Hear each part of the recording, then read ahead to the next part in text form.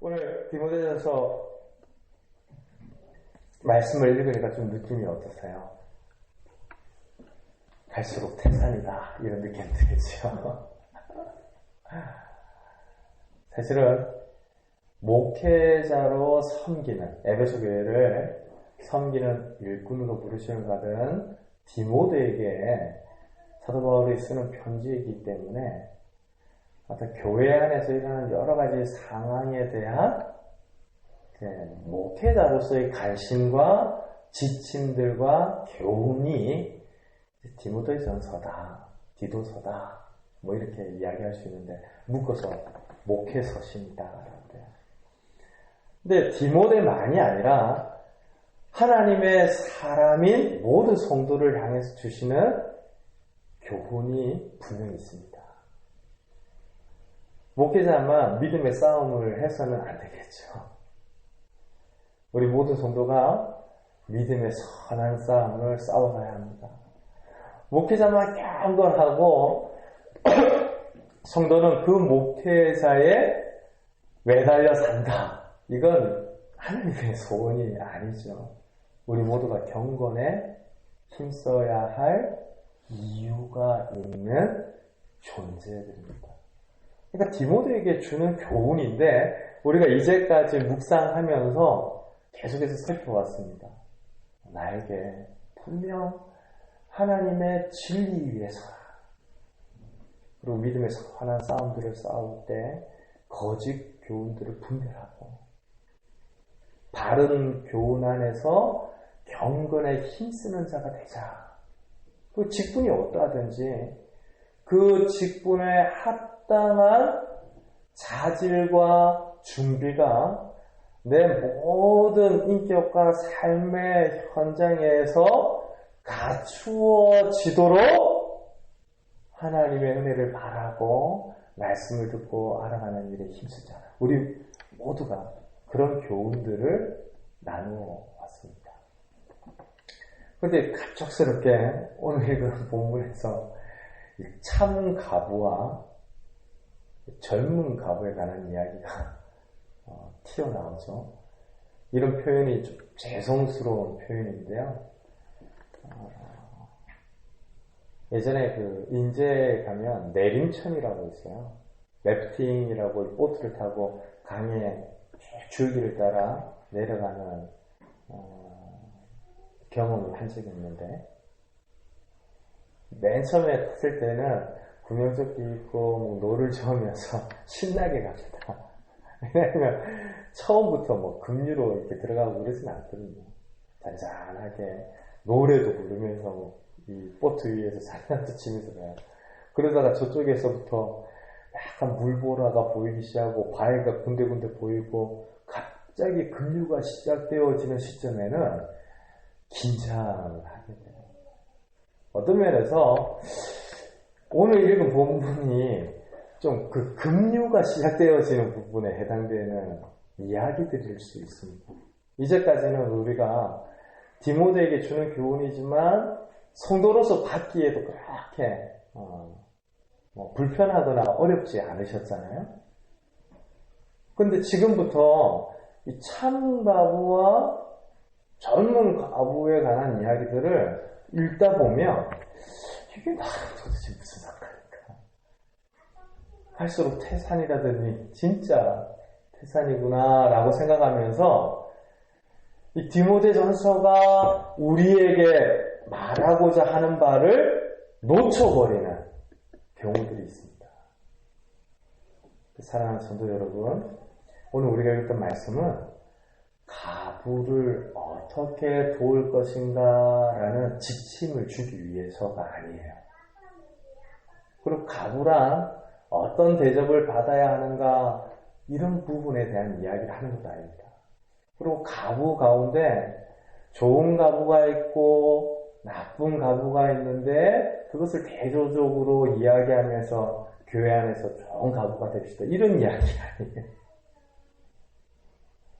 오히려 참 진리의 말씀 안에서 경건에 힘쓴다는 것이 무엇인가를 우리에게 보여주기 위한 말씀입니다.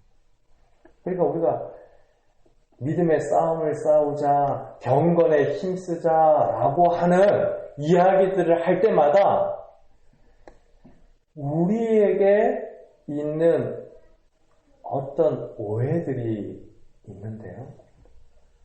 경건 그러면 이제 가정에서의 활동들이나 직장에서의 시간들이나 이런 것과는 좀 상관없이 한적한 곳에 나가서 기도하고 하나님을 찬미하고 이 예배 시간과 같은 곳에서만 가능한 것이 경건이다.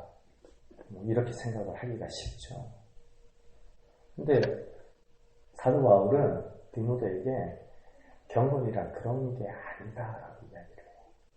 오히려 그리스도인으로 어떻게 살아가야 할 것인가를 고민하고 인격과 삶과 관계 안에서 어떻게 살아가야 할 것인가라는 점을 이야기하기 위해서 오늘 말씀을 이어갑니다. 참 가부와 젊은 가부는 그 이야기를 하기 위한 대표적인 예입니다.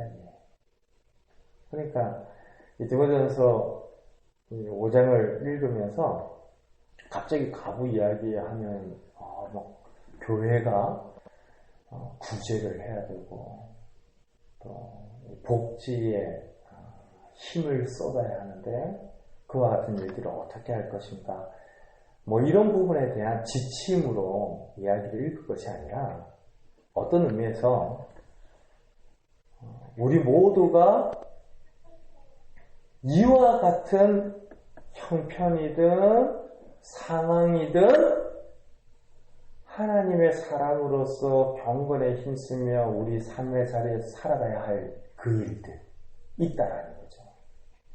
첫 번째로 1절과 2절 말씀 우리 같이 한번 볼까요?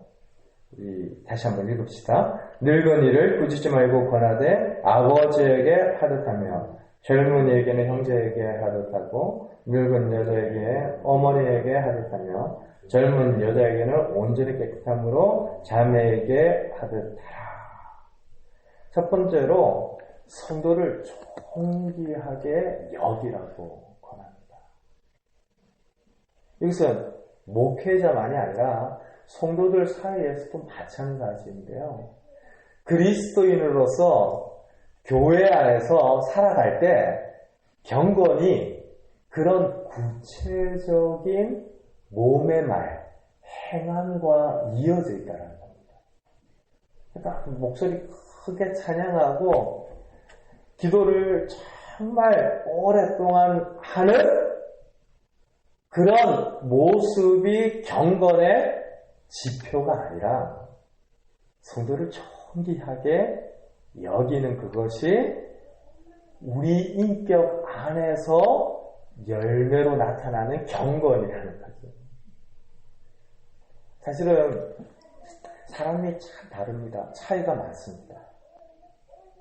배움의 정도도 다르고 이 학교의 문제가 아니라 참 지혜의 정도가 다릅니다.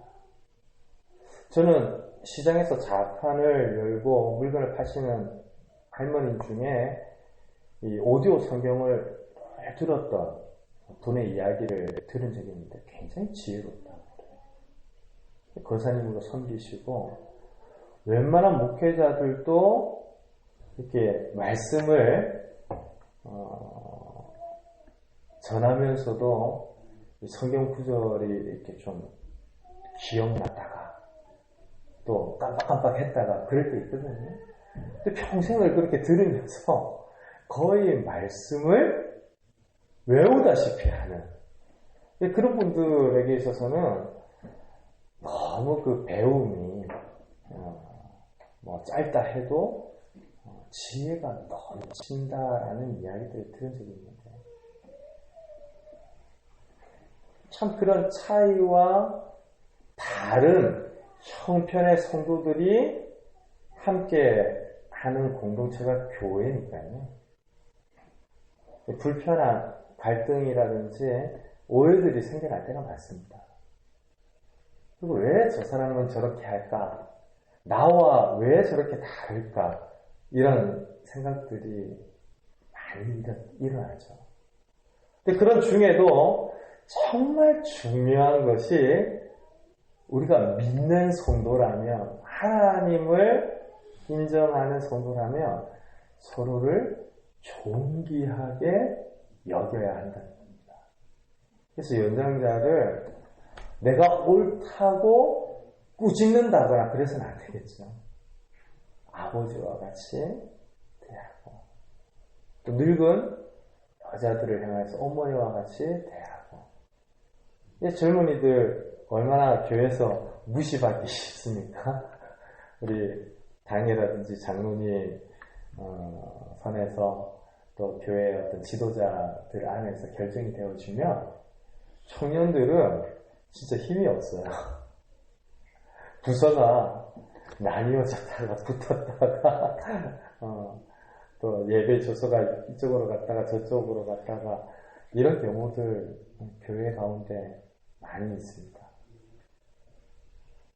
근데 그런 젊은이들이라고 해서 무시받거나 가볍게 여겨져서는 안 된다. 형제에게 하고 가라. 젊은 자매에 대해서도 마찬가지예요. 자매에게 대하여서, 젊은 여자들을 대하여서도 개인의 어떤 사심과 욕심 안에서 대하는 것이 아니라 정말 귀한 하나님 안에서의 자매로 대하여야 한다. 지금 사도 바울이 이야기를 하는데 우리 모두에게 주는 교훈입니다. 그리스도인이라면 어떻게 교회 안에서 살아가야 할 것인가, 그 고민과 더불어서 하나님이 받으실 만한 일이 무엇인가, 이것이 우리에게 주어져 있는 믿음의 싸움인데요. 사람을 대할 때 존귀하게 여기는 겁니다. 사랑하는 성도 여러분, 우리 교회 너무나 작고 아담한 교회입니다. 그런데도 가만 보면 참, 그쵸? 저마다 다릅니다. 차이들이 있습니다. 그런 차이와 다름에 대하여서 놀랄 때도 있고, 또 어떤 경우에는 의아해하는 경우도 있습니다. 그러나 가장 기본적인 서로에 대한 우리의 자세와 마음은 하나님께서 나를 존귀하게 여기신 것 같이 서로를 귀하게 가치 있게 선대하는, 그래서 서로를 존대하는 관계여야 한다라는 것을 꼭 기억하시길 바랍니다. 이것은 우리뿐만이 아닙니다. 교회가 가부들을 돌보는 일에도 마찬가지인데요. 가부가 그렇습니다. 정말 소외받고 어려운 형편 중에 있는 존재들이거든요. 가부가 미망인을 말하는데요. 오늘날과 다르게 그 당시에 가부가 그러면 존재 기반을 잃어버린 여인이다라고 생각하시면 됩니다. 전쟁이라든지 질병이라든지 여러 가지 긴박한 천재지변이라든지 오늘날처럼 평균 수명이 길지 않았던 시대에 홀로 된 미망인들이 참 많았는데요. 남편이 없다는 것이 보호할 울타리가 없다는 것과 다르지 않으니까 다 잃어버리는 주어진 거죠. 사실은 구약에서도 대표적인 미망인을 우리가 보지 않았습니까? 나옴이었는데, 제가 그 룻기 말씀을 묵상하면서 가장 많이 사용했던 단어로 떠오르는 것이 텅 비었다. 텅 빈 나오미, 뭐 이런 이야기를 드렸었어요. 남편도 잃고 아들들도 잃고 고향도 잃었다가 아무것도 없이 모압 땅에서 고향으로 되돌아오는데 이 떼내어야 될 호비인 줄 알았던 루시 같이 함께 오면서 나오미의 인생이 채워지는데 다윗으로 이어지는 예수 그리스도의 족보에 이르기까지 은혜가 채워지는 역사들을 룻기를 통해서 봤죠. 근데 그때 미망인이 나오미거든요. 텅 빈 존재, 텅 빈 존재, 다 잃어버린 존재. 나오미가 고향으로 돌아왔을 때, 야, 이거 얼마만이냐? 너무 반갑다라고 이야기를 하는데도 나오미가 뭐라고 그럽니까? 나를 나오미라고 부르지 마라. 나 하나도 즐겁지 않다. 오히려 내 이름을 마라라고 좀 불러라. 내가 지금 너무 쓰고 쓰다. 괴롭다. 이 나옴이라고 하는 이름의 뜻을 생각하며 차마 나옴이라고 불릴 수 없는 자신의 심정을 이야기하면서 괴롭다 이야기를 했던 것인데요. 이 초대교회 당시에도 미망인들이 많았어요. 괴롭죠. 존재 기반을 잃어버렸으니까 참 살아가는 일이 쉽지 않았던 겁니다.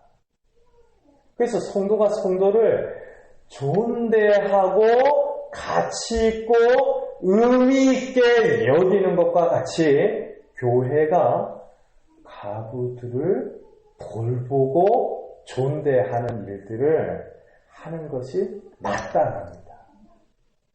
앞서 그리스도인들이 어떻게 살아야 할 것인가 첫 번째로 존대하고 가치 있게 서로를 용납하는 것이다. 아버지에게, 어머니에게, 형제에게, 자매에게 하는 것이다 라고 했는데요. 그와 더불어서 교회도 해야 할 일이 있어요. 그리스도인이 모여있는 공동체라면 가부와 같은 이들을 존대해야 합니다. 오늘날에 교회 안에서도 준직자가 되는데 뭐 다른 여러 좀 기준들을 따지고 그것들이 되어야만 중직자가 된다. 뭐 이런 아픈 이야기들을 들을 때 가슴을 쓸어내릴 수밖에 없는 것이 우리가 디모데전서를 통해서 보는 장로의 직분이라는 게 그런 게 아니잖아요. 네. 어떤 교회의 필요라든지 세상적인 가치 안에서 참 이렇게 왜곡된 것인데 그런 세속적인 가치가 들어와 있으면서 여러 생각들을 만들어내다 보니까 진짜 없는 분들, 힘없는 분들, 미망인과 같이 존재의 기반을 잃어버린 소외된 분들이 교회에서 대접을 받지를 못하는 일들이 있었던 겁니다.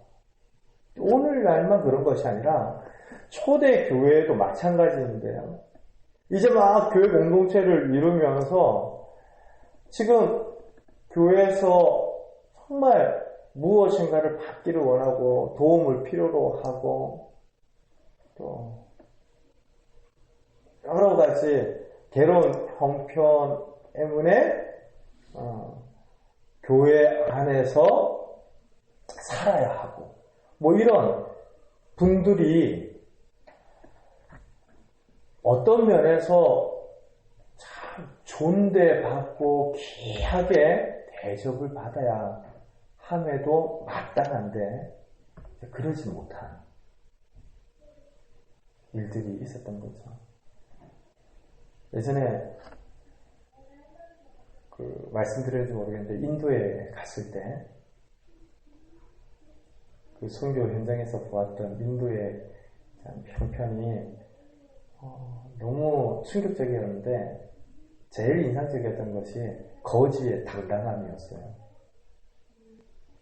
이분들은 구걸하면서도 당당해요.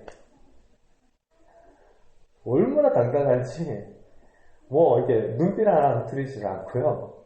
구걸하는데, 정말 끔찍합니다.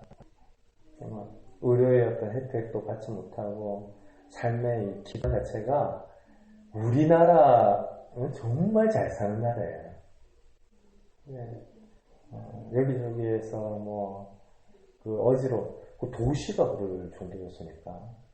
근데 그 사람들의 국어를 요청하는데에도 우리랑은 틀려요.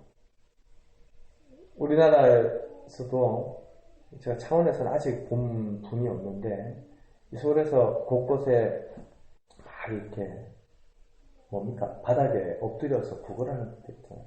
눈 안 마주칩니다. 고개 절대 이렇게 마주치지 않으려고요. 그런데 인도의 그분들은 굉장히 당당하게 요청하는, 나중에 선교사님 통해서 듣고 보니까 내가 도움을 받는 게 아니라 내가 도움을 지금 너에게 주고 있다는 거예요.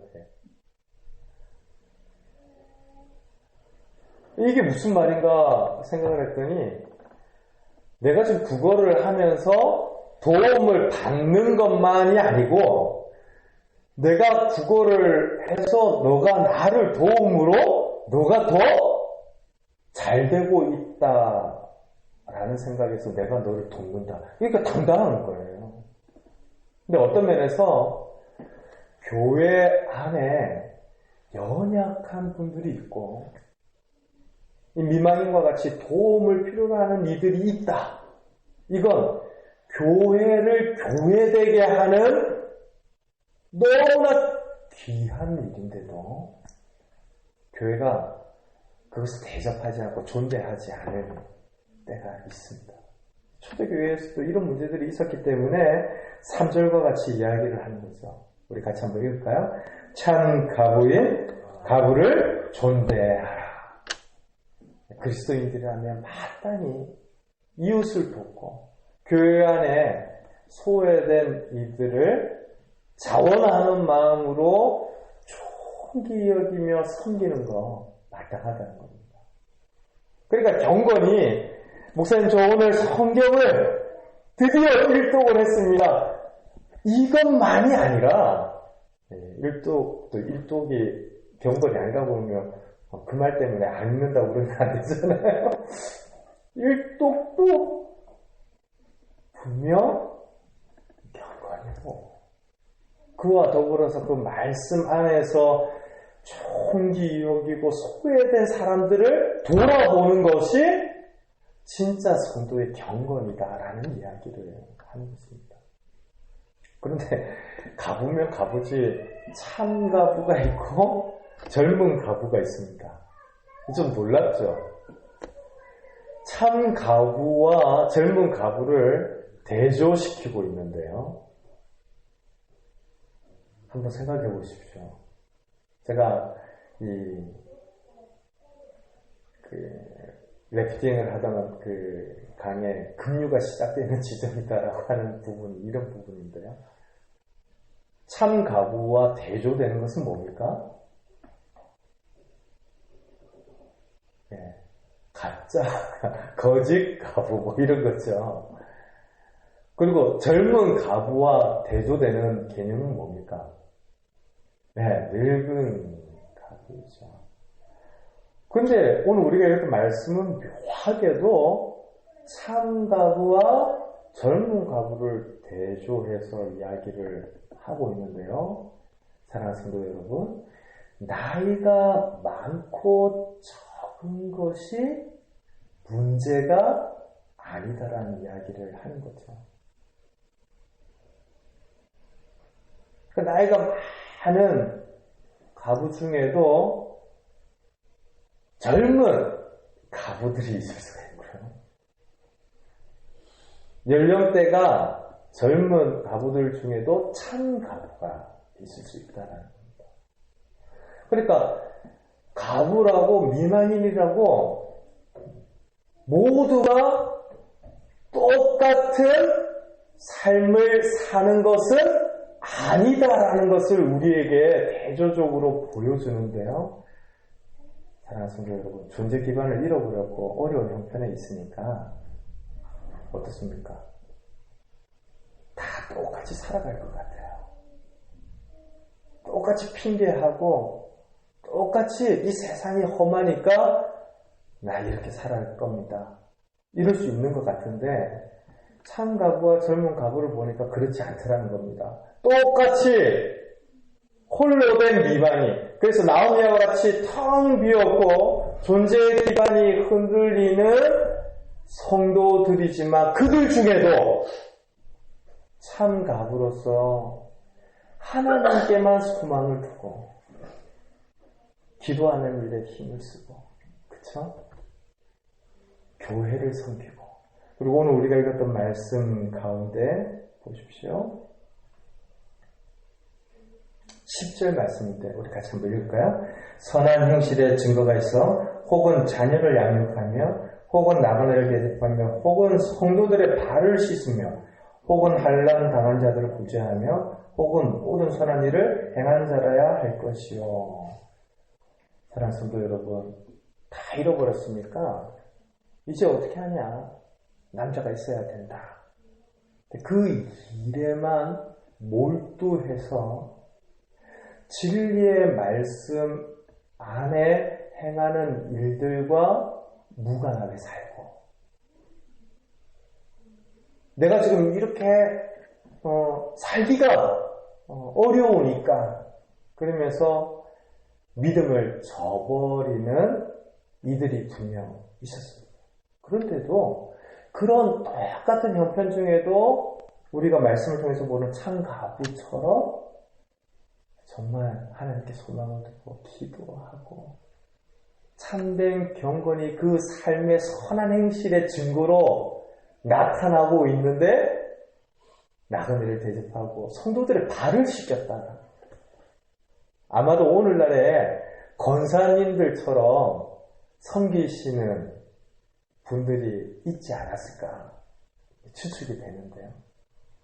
참 경건한 가부들이죠. 그러니까 성도가 성도에게 마땅히 행해야 할 일, 참된 경건, 그러니까 말로만 하는 사랑이 아니라 진짜 그 인격과 태도와 자세 가운데 서로를 존대하는 것이 해야 할 일이고, 미망인과 같은 소외된 이들을 교회가 돌보고 섬기는 것이 해야 할 일이고, 그 가부들을 또 들여다보니까 어려운 형편 중에 있어도 이 세상의 향락을 쫓거나 욕심을 탐하는 것이 아니라 하나님을 소망하고 경건하게 살고자 교회를 사랑하고 섬기는 그 가부들, 참된 가부이며 그들이 해야 할 일을 감당하고 있는 사람들이다라는 이야기를 우리에게 들려주는 거죠. 근데 그 이후에 나타나는 젊은 가부들 한번 보십시오.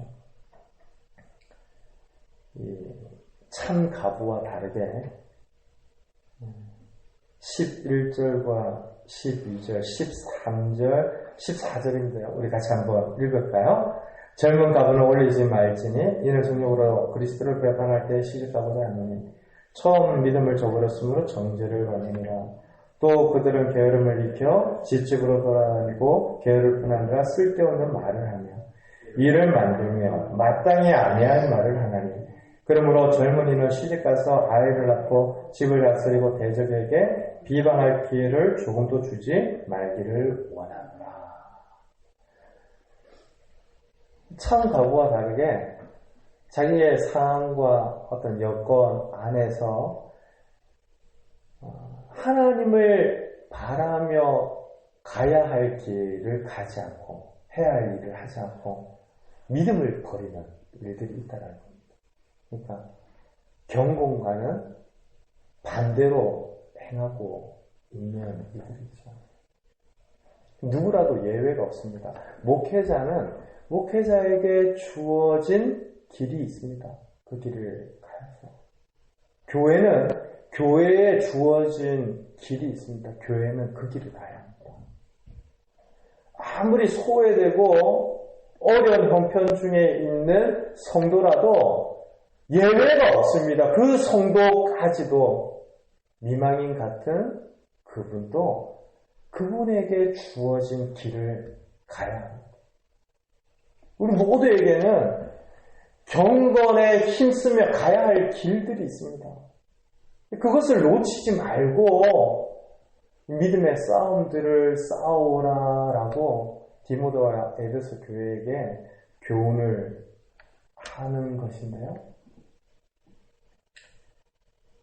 사랑하는 성도 여러분,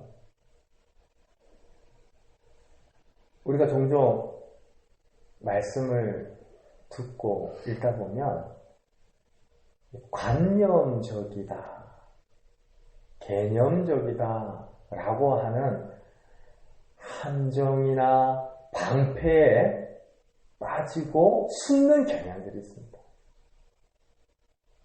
이건 좀 어려운 이야기일 수 있는데 함께 좀 고민해 보셨으면 좋겠습니다. 내가 주를 위해 살겠습니다 라고 결단할 때 그 주님을 위하여 살겠습니다 라는 것이 도대체 어떻게 하는 것인가 라는 부분을 함께 고민해 나가지 않는다면 참된 경건의 싸움이란 늘 주를 위해 살겠습니다 라고 하는 말에 갇히거나 숨어버리는 그런 경향들이 있다라는 것이죠. 그래서 오래전 교회의 예배보다 더 화려해지고 너무나 기술적으로도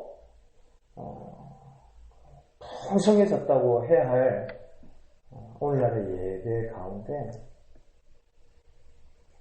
이전에 동굴에서 예배를 드리면서 목숨을 걸고 온 삶을 헌신하던 때의 능력과 역사들이 나타나지 않는 것일 수도 있습니다.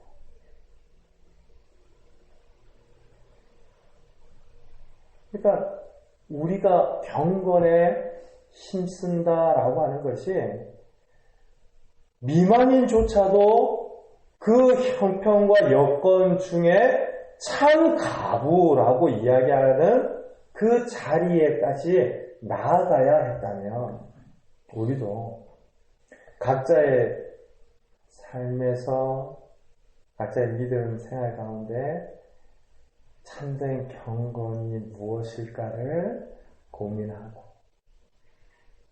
그리스도인으로 어떻게 살아가야 할 것인가를 끝없이 이해하고 적용하고 실천해 나가는 것. 이것이 하나님께서 저와 여러분들에게 바라시는 참된 경건인 줄로 믿습니다. 그래서 14절 한번 보세요. 그러므로 젊은이는 시집가서 아이를 낳고 집을 다스리고 대적에게 비방할 기회를 조금도 주지 말기를 원하노라. 굉장히 좀 쉽게 이해가 되지 않는 말씀인데요. 젊은 가부를 이야기하면서 그렇게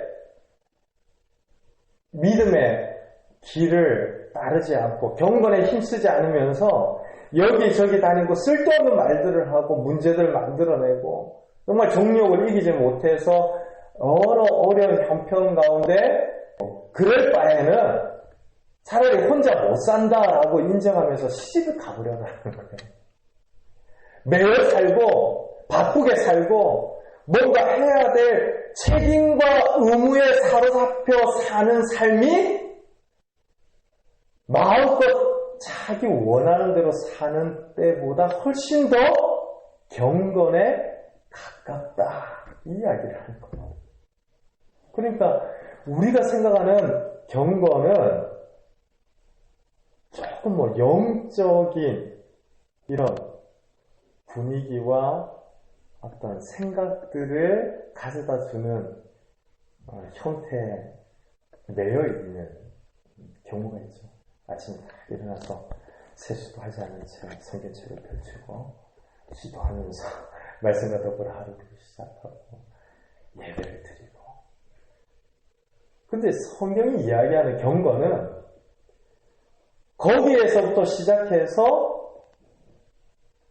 매이고 해야 하고 짊어져야 하고 구속받고 그것을 감내하는 존재로서 가야 할 길을 가는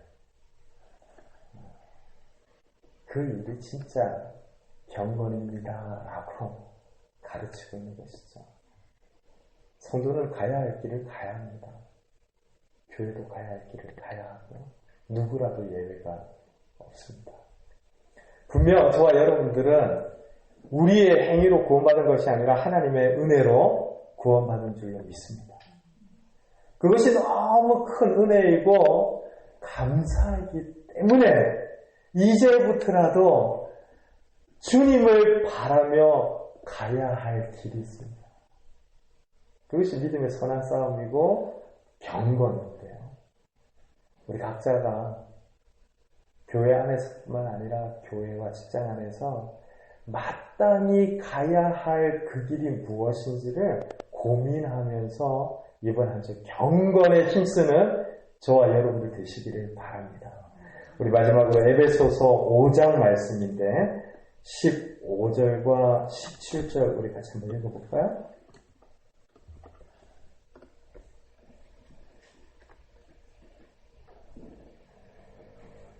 디모데가 에베소 교회를 섬기고 있었죠.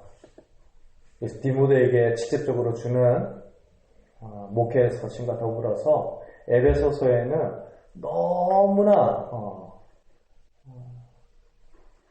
비슷한 도전들을 주는 교훈들이 많이 나타나 있는데요. 우리 에베소서 5장 15절, 17절 같이 한번 읽겠습니다. 그런즉 너희가 어떻게 행할지를 자세히 주의하여 지혜 없는 자같이 하지 말고 오직 지혜 있는 자같이 하여 세월을 아끼라. 때가 악하니라. 그러므로 어리석은 자가 되지 말고 오직 주의 뜻이 무엇인가 이해하라. 사랑하는 성도 여러분, 경건의 싸움, 믿음의 싸움은 이런 것입니다. 이번 한 주 동안 주님의 뜻을 모든 일들과 모든 자리에서마다 깊이 고민하고 이해하고 묵상하면서 다시 한번 힘을 내어 주님의 은혜 안에서 시작하는, 또 새롭게 결단하면서 발걸음을 내딛는 우리 그 사랑 교회의 귀한 성도님들 한 분 한 분 되시기를 주님의 이름으로 축원드립니다. 우리 같이 기도하겠습니다.